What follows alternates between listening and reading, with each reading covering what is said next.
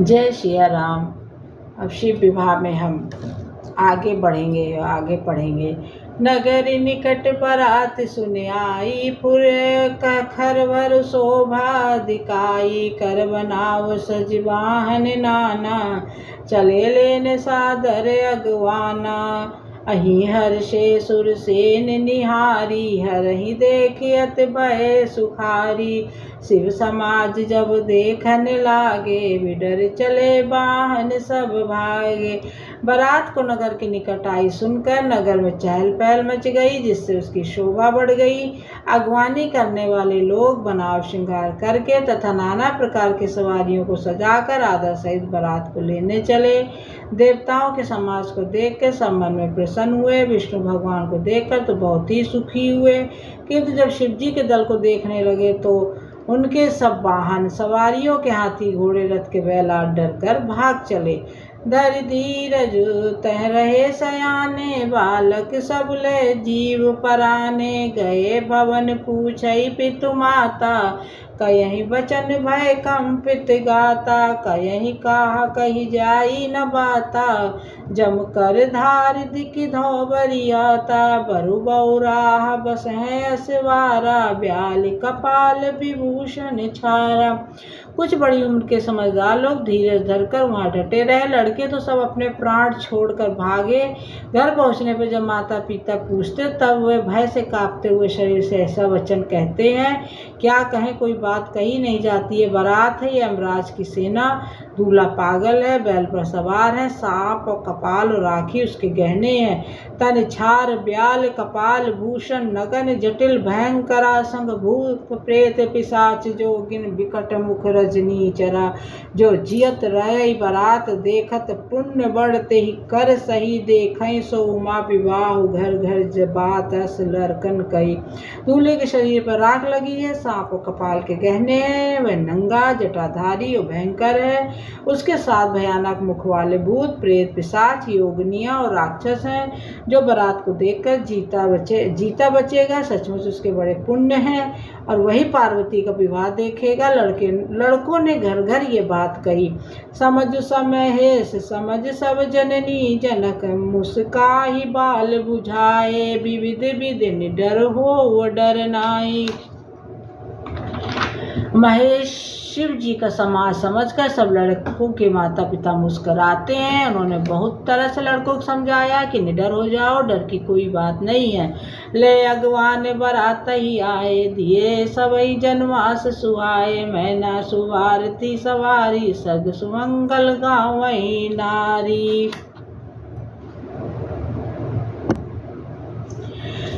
अगवान लोग बारात को लिवा लाए। उन्होंने सबको सुंदर जनवास में ठहरने को दिए। मैना पार्वती माता ने शुभ आरती सजाई और उनके साथ की स्त्रियां उत्तम मंगल गीत गाने लगी। कंचन थार सोहबर पानी, परछन चली हरई हर्षानी।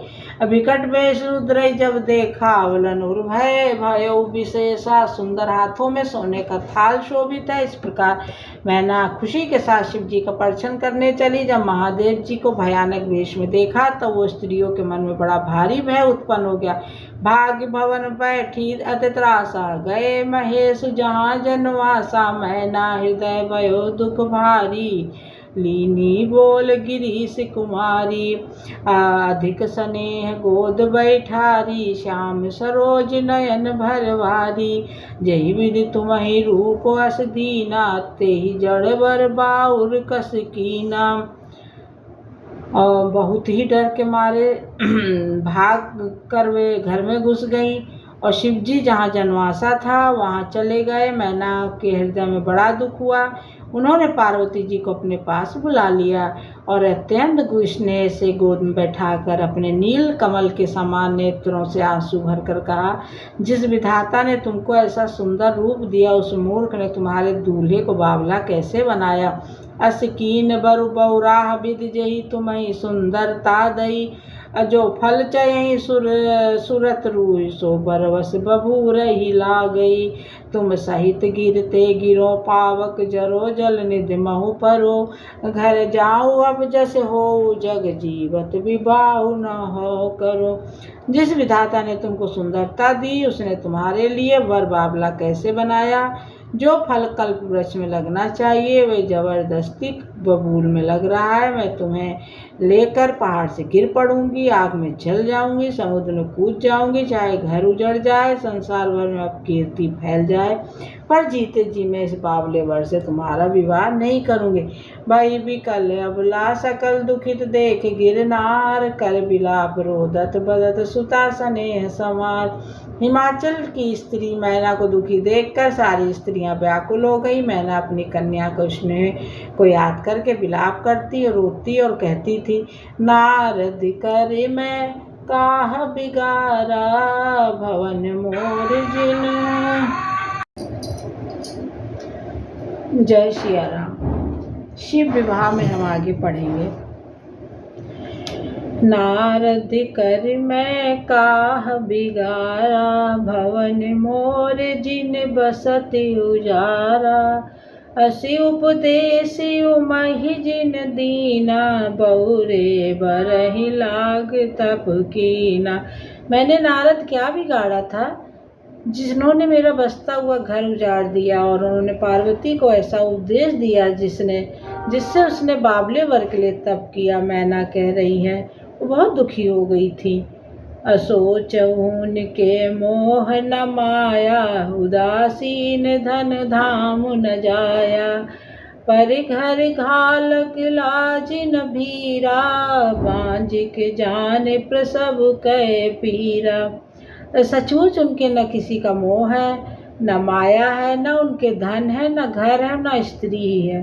वे सबसे उदासीन हैं और इसीलिए वे दूसरे का घर उजाड़ने वाले हैं। मैं नारद जी के लिए कह रही हैं, उन्हें न किसी की लाज है न डर है।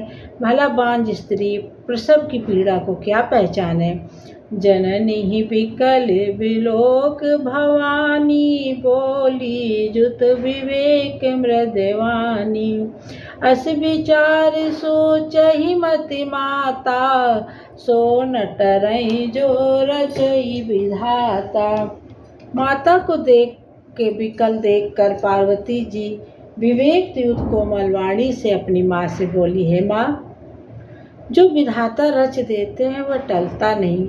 ऐसा विचार कर तुम सोच मत करो।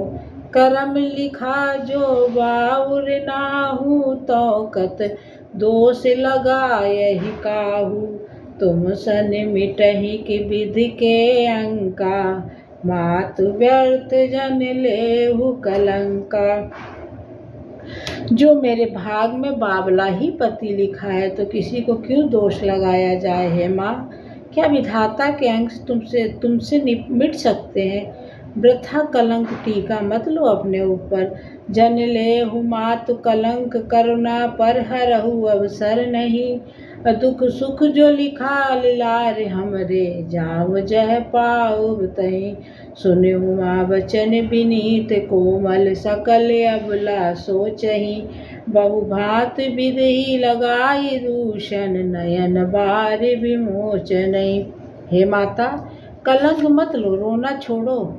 ये अवसर विषाद या दुख करने का नहीं है। मेरे भाग में जो दुख सुख लिखा है उसे मैं जहाँ जाऊंगी वहीं पाऊंगी। माता जी के ऐसे विनय भरे कोमल वचन सुनकर सारी स्त्रियां सोच करने लगी और भांत भांत से विधाता को दोष देकर आंखों से आंसू बहाने लगी। तही अवसर नारद सहित अरुऋषि शब्द समेत, और समाचार सुन तुहिन गिरी गबने तुरत निकेत। इस समाचार को सुनते ही हिमाचल उसी समय नारद जी और सप्त ऋषियों के साथ लेकर अपने घर गए। तब नारद सब ही समझावा, पूर्व कथा प्रसंग सुनावा। मैना सत्य सुनहु मम वाणी, जगदम्बा तब सुता भवानी। तब नारद ने पूर्व जन्म की कथा सुनाकर सबको समझाया और कहा, हे मैना, तुम मेरी बात सुनो। तुम्हारी ये लड़की साक्षात जग जननी भवानी है। अजा अनाद शक्त अवनाशिनी सदा शंभ अर्धंग निवासिनी जग संभव पालन लय कारिणी निज इच्छा लीला बपुधारिणी। ये अजन्मा अनाद और अविनाशिनी शक्ति है, सदा शिव जी के अर्धांग में रहती हैं। ये जगत की उत्पत्ति, पालन और संहार करने वाली हैं और अपनी इच्छा से ही लीला शरीर धारण करती हैं। जन्मी प्रथम दक्ष ग्रह जाई नाम सती सुंदर तनु पाई तयहु सती शंकर ही विवाही कथा प्रसिद्ध सकल जग माही।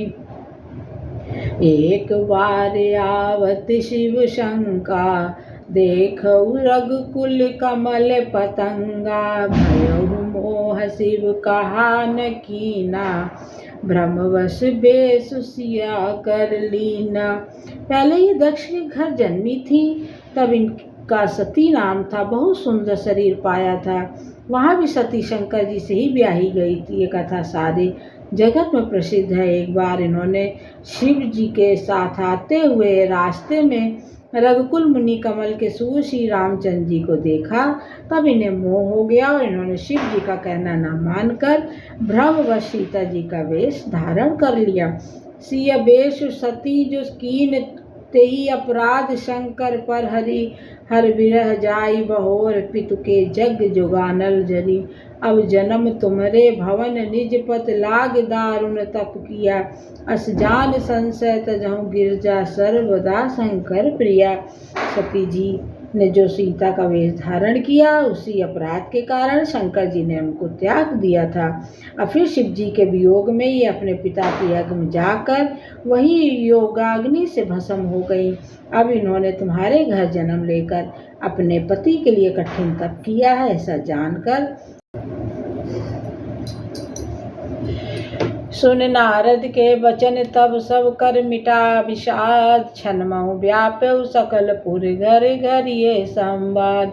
तब नारद के वचन सुनकर सबका विषाद मिट गया और क्षण भर में ये समाचार सारे नगर में घर घर फैल गया।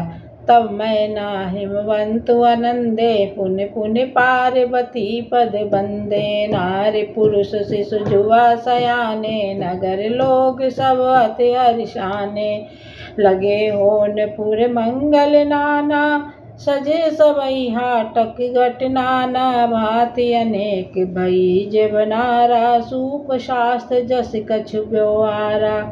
तब मैना हिमवान आनंद में मगन हो गए। उन्होंने बार बार पार्वती के चरणों की वंदना की। स्त्री पुरुष बालक युवा और वृद्ध नगर के सभी लोग बहुत प्रसन्न हुए। नगर में मंगल गीत गाए जाने लगे और सबने भांत भांत के स्वर्ण के कलश सजाए। पाक शास्त्र में जैसी रीत है उसके अनुसार अनेक भांत की जेवनार हुई, मतलब की रसोई बनी। सो जेवनार की जाई बखानी वसई भवन जई मात भवानी। और सादर बोले सकल बराती विष्णु विरंच देव सब जाति। जिस घर में स्वयं माता भवानी रहती हैं वहाँ की जेवनार सामग्री का वर्णन कैसे किया जा सकता है। हिमाचल ने आदर पूर्वक सब बरातियों को विष्णु ब्रह्मा और सभी जाति के देवताओं को बुलाया। विविध पात बैठी जेवनारा लागे परसन निपुण सुआरा। नारी वृंद सुर जेवत जानी लगी देन गारी ब्रदवानी।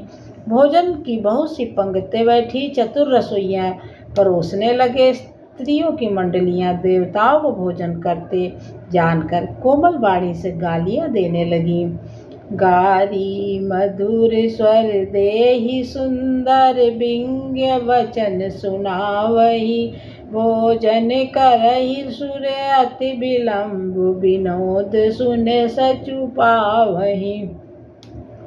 जेवत जो बढ़यो आनंद सो मुख काट्यो कोट्यो न परे कहो अचवाई जी ने पान गवने बास जह जाको रहो।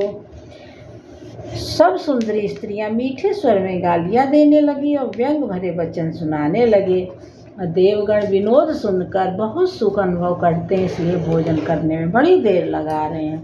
भोजन के समय जो आनंद बढ़ा वह करोड़ों मुँह से भी नहीं कहा जा सकता। भोजन कर चुकने पर सबने हाथ मुँह धुलवा कर पान दिए गए सबको।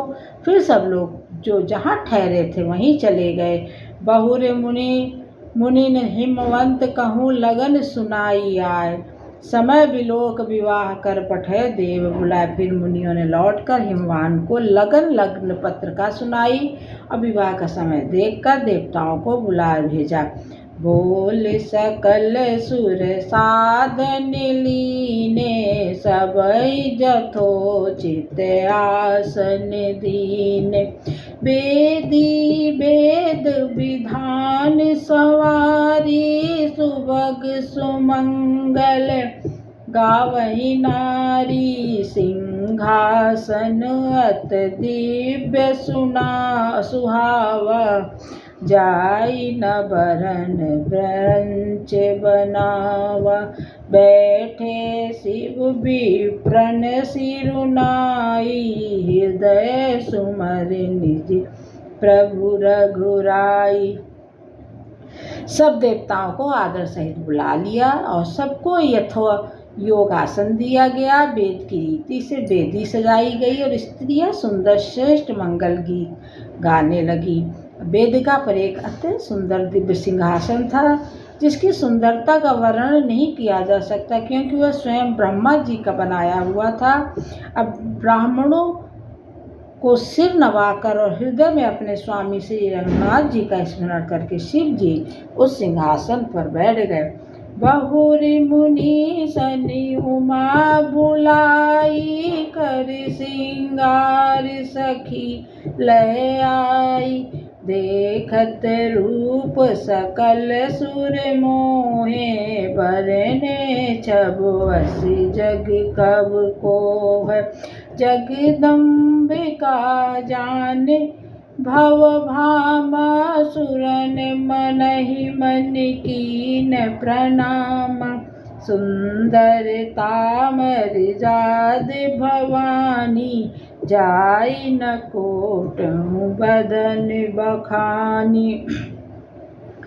फिर मुनीश्वरों ने पार्वती जी को बुलाया। सखियां श्रृंगार करके उनको ले आई। पार्वती जी के रूपों को देखते ही सब देवता मोहित हो गए।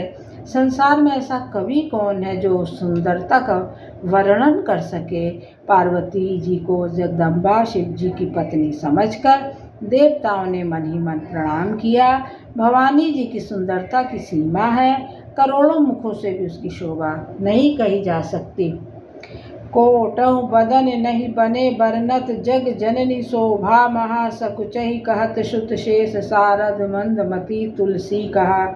छब खान मात भवानी गवनी, मध्य मंडप सब जहाँ शिव जहाँ।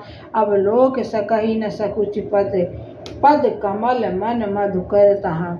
जग जननी पार्वती की महान शोभा का वर्णन करोड़ों मुखों से भी नहीं करते बनता है। वेद शेष जी और सरस्वती जी तक वो कहते हुए सकुचा जाते हैं, तब मंद बुद्धि तुलसी किस गिनती में है। तुलसीदास जी कह रहे हैं, सुंदरता और शोभा की खान माता भवानी मंडप के बीच में जहाँ शिव जी थे वहाँ गई। वे संकोच के मारे पति के चरण कमलों को देख नहीं सकती, परंतु उनका मन रूपी भौरा तो वहीं रसपान कर रहा था। जय जय सिया राम।